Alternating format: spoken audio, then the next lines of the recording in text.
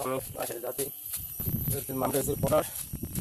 আর আমার এই বাসা যেতে হবে, কেননা এগুলো রাস্তা আগে এখানে একটা রোড ছিল, এই বরাবর রোডটা বন্ধ করে দেওয়াতে আমি ওই দিকে ঘুরে আসা লাগে।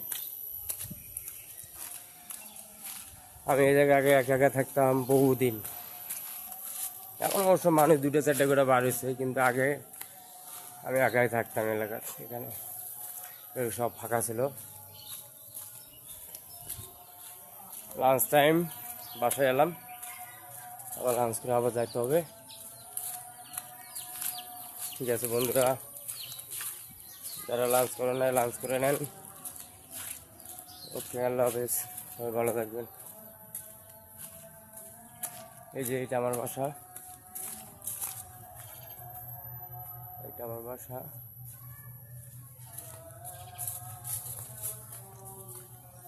আমি এই জায়গায় থাকি।